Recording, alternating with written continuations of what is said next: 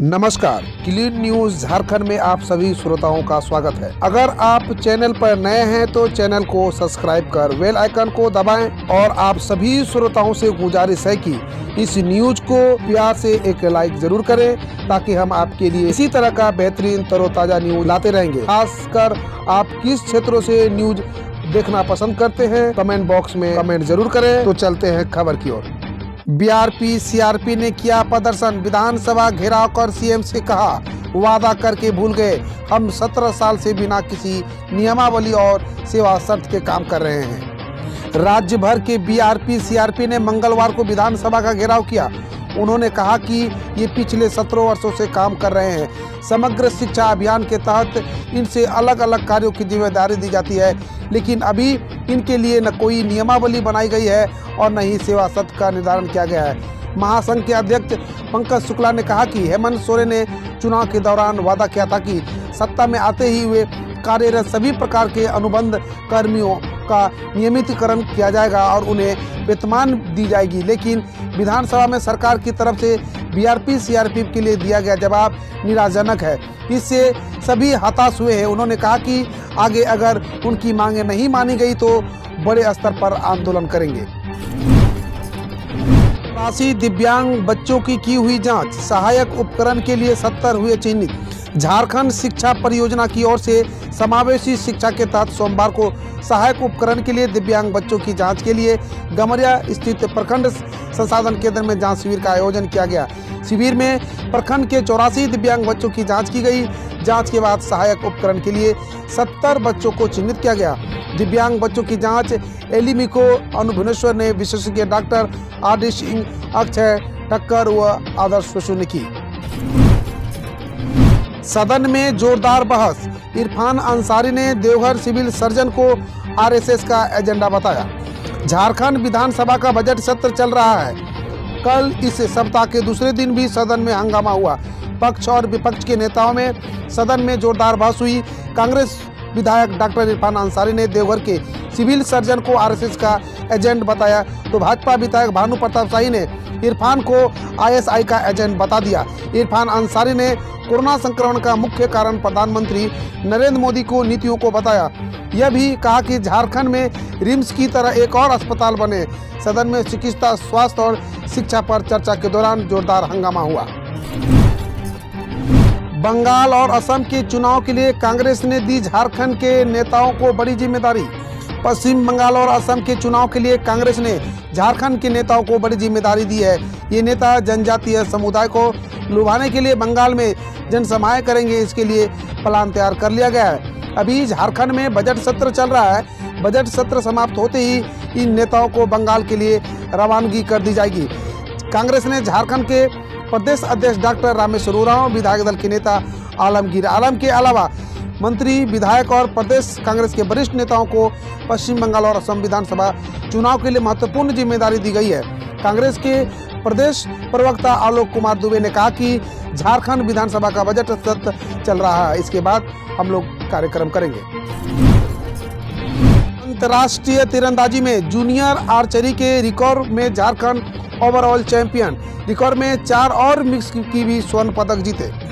देहरादून में खेले जा रहे 41वीं जूनियर आर्चरी चैंपियनशिप में झारखंड की लड़कियों ने रिकॉर्ड में 4 स्वर्ण पदक जीतने के साथ ओवरऑल चैंपियनशिप बनने का गौरव हासिल किया। अंतर्राष्ट्रीय तीरंदाज कोमोलिका बारी ने कमाल का प्रदर्शन किया। रैंकिंग राउंड में 70+70 दूरी में कोमोलिका बारी ने स्वर्ण जीता। व्यक्तिगत ओवरऑल चैंपियनशिप में भी कोमोलिका ने स्वर्ण पर निशाना साधा।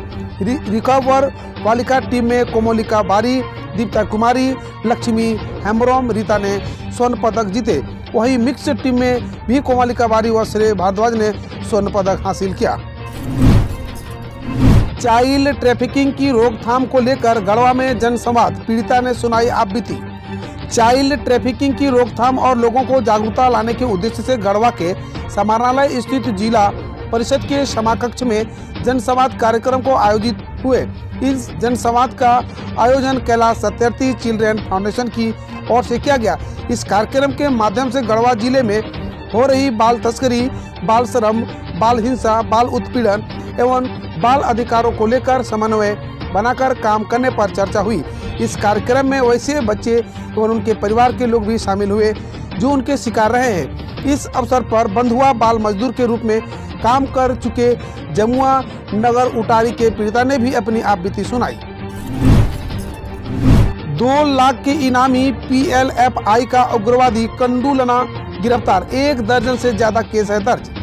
झारखंड के खूंटी जिले के तोरपा में पुलिस ने मंगलवार को PLFI के एक उग्रवादी को गिरफ्तार कर लिया है। पुलिस ने उस पर 2 लाख रुपए का इनाम घोषित किया था।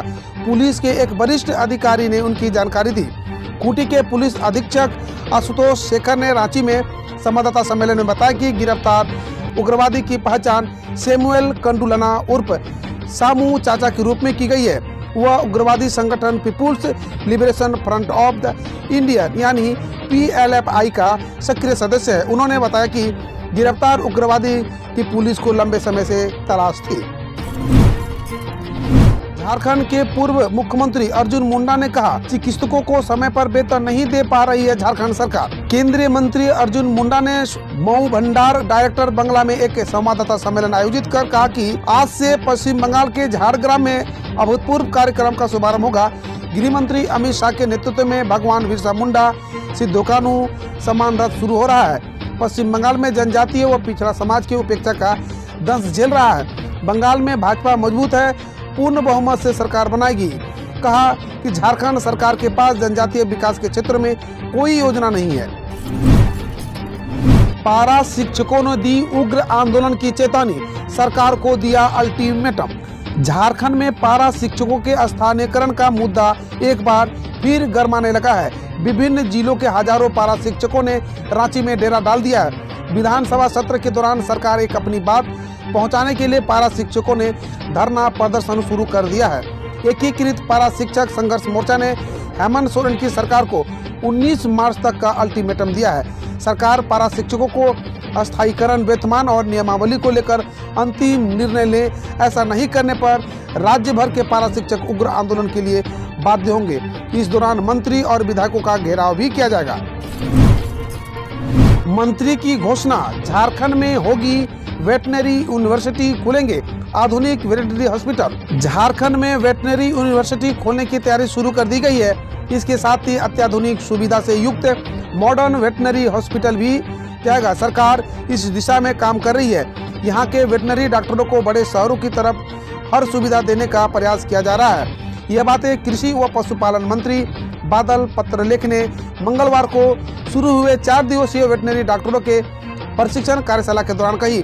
उन्होंने वेटनरी डॉक्टरों को भरोसा दिलाया कि उनकी हर परेशानी से विभाग वाकिफ है और उनके लिए सरकार हर पहलू पर काम कर रही है। बादल ने वेटनरी डॉक्टरों को पब्लिक फ्रेंडली बताया और कहा कि उनकी वजह से बेजुबान जानवरों को नई जिंदगी मिलती है। तो चलिए अब जानते हैं खबर देश विदेश से। रेल मंत्री बोले, अगर लॉकडाउन न लगाया जाता तो ट्रेनों से देश भर में कोविड-19 फैल सकता था। रेल मंत्री पीयूष गोयल ने मंगलवार को कहा, लोगों ने लॉकडाउन की आलोचना की, लेकिन अगर ऐसा नहीं होता तो ट्रेन सेवाओं को जारी रखने से देश भर में कोविड-19 फैलता। उन्होंने बताया कि रेलवे ने लगभग 2 करोड़ मुफ्त भोजन व पानी की बोतलें के वितरण के साथ साथ प्रवासी मजदूरों के लिए 4600 श्रमिक स्पेशल ट्रेनों की व्यवस्था की। लोग कोविड-19 उपयुक्त व्यवहार को लेकर गंभीर नहीं, देश के मामले बढ़ने पर हर्षवर्धन बोले।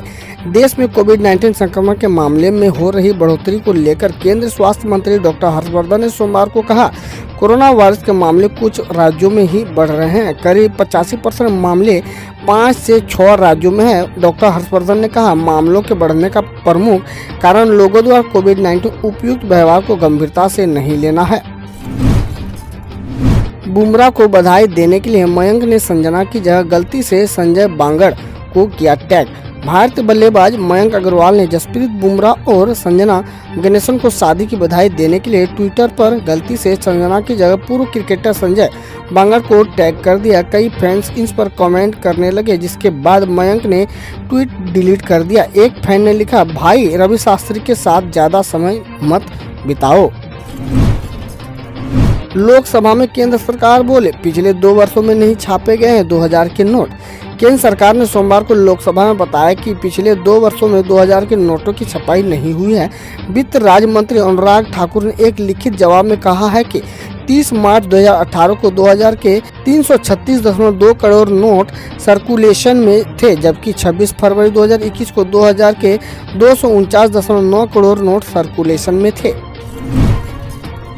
जोमेटो डिलीवरी बॉय पर हमला करने का आरोप लगाने वाली महिला के खिलाफ एफआईआर दर्ज। बेंगलुरु की हितेशा चंद्रानी नामक उस महिला के खिलाफ इलेक्ट्रॉनिक सिटी पुलिस स्टेशन में एफआईआर दर्ज हो गया है, जिसमें जोमेटो के डिलीवरी बॉय कामराज पर मुक्का मारने का आरोप लगाया था। यह एफआईआर आईपीसी सेक्शन 355, 504 और 506 के तहत दर्ज हुई है। यह एफआईआर कामराज के शिकायत के आधार पर दर्ज हुई है। नरेंद्र मोदी स्टेडियम में दर्शकों के बिना खेले जाएंगे भारत इंग्लैंड के बीच तीनों T20।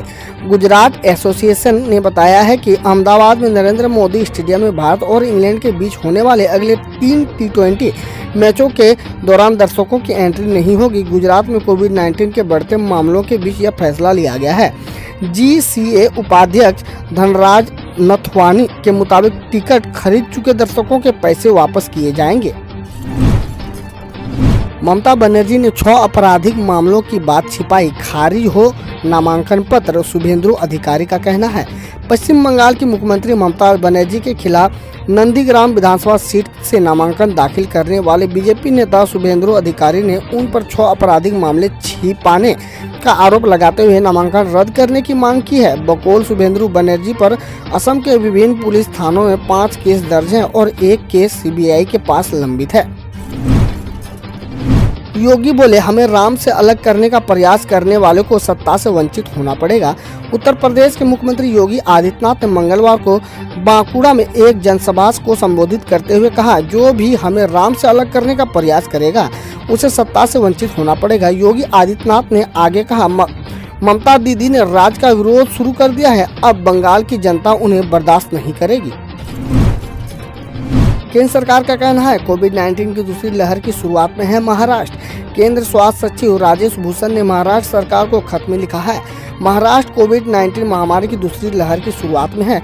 भूषण बोले, केंद्रीय टीम का मानना है कि कोविड-19 की रोकथाम के लिए राज्य में अगस्त-सितंबर 2020 के स्तर की प्रशासनिक व्यवस्थाओं को फिर से लागू करना होगा। राज्य में कोविड-19 के 1,31,812 सक्रिय केस हैं। राकेश टिकैत बोले, किसान अब दिल्ली नोएडा बॉर्डर बाधित करेंगे, तारीख तय करना बाकी है। भारतीय किसान यूनियन के प्रवक्ता राकेश टिकैत ने मंगलवार को कहा है कि अब किसान दिल्ली नोएडा बॉर्डर बाधित करेंगे, जिसके लिए अभी कमेटी द्वारा तारीख तय करना बाकी है। गौरतलब है कि 3 कृषि कानून के विरोध में प्रदर्शन कर रहे हुए 4 महीने पूरे होने पर किसान संघों ने 24 मार्च को भारत बंद का आह्वान किया है।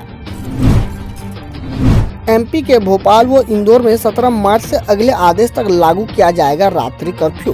कोविड-19 के रोकथाम के लिए मुख्यमंत्री शिवराज सिंह चौहान की बैठक के बाद मध्य प्रदेश सरकार ने बताया है कि भोपाल व इंदौर में 17 मार्च से अगले आदेश तक रात्रि कर्फ्यू लागू किया जाएगा। राज्य सरकार ने बताया है कि जबलपुर, ग्वालियर, उज्जैन, रतलाम, बुरहानपुर, छिंदवाड़ा, बैतूल और खरगोन में 17 मार्च से रात 10 बजे बाजार बंद होंगे। हैदराबाद के 7 वर्षीय बच्चे ने फतह किया माउंट किलिमंजारो की आरोही चोटी। हैदराबाद के 7 वर्षीय विराट चंद्रा ने 6 मार्च को अफ्रीका की सबसे ऊंची चोटी माउंट किलिमंजारो के अहरू पीक को फतह किया। विराट के कोच भरत ने कहा है कि उन्होंने 1 महीने की ट्रेनिंग के बाद विराट को पर्वतारोहण के लिए ले जाने का फैसला किया। भरत ने कहा, विराट में जुनून है, वह ट्रेनिंग के लिए बहुत उत्साहित था। दिग्विजय ने कोविड-19 के बढ़ते मामलों के बीच कुंभ को लेकर की केंद्र की आलोचना। कांग्रेस नेता दिग्विजय सिंह ने कोविड-19 के बढ़ते मामलों के बीच हरिद्वार में कुंभ की आयोजन को लेकर केंद्र सरकार की आलोचना की है। दिग्विजय ने ट्वीट किया, कोविड-19 के बढ़ते प्रकोप के कारण T20 क्रिकेट मैच देखने के लिए स्टेडियम में आने पर हजारों दर्शक पर रोक, लेकिन कुंभ में लाखों श्रद्धालुओं को उत्तराखंड में छूट। धन्यवाद। पंजाब में कोविड-19 के बढ़ते हुए मामलों के बीच राज्य में बोर्ड की परीक्षाएं टली, नई तारीख जारी करेगी। कोविड-19 संक्रमण के मामलों में बढ़ोतरी के बीच पंजाब सरकार ने राज्य बोर्ड की प्रस्तावित 10वीं व 12वीं की बोर्ड परीक्षाएं की तारीखें आगे बढ़ा दी है। 9 अप्रैल में शुरू होने वाले 10वीं की परीक्षाएं अब 4 मई 24 मई के बीच होंगी। वहीं 22 मार्च से शुरू होने वाली 12वीं की परीक्षाएं अब 20 अप्रैल से लेकर 24 अप्रैल के बीच संपन्न होंगी। पीयूष गोयल बोले, सड़क भी भारत की संपत्ति, तो क्या कोई कहता है इस पर केवल सरकारी गाड़ियां ही चलेंगी। रेल मंत्री पीयूष गोयल ने लोकसभा में कहा, हमारे कई मित्र कहते हैं कि आप निजीकरण कर रहे हो।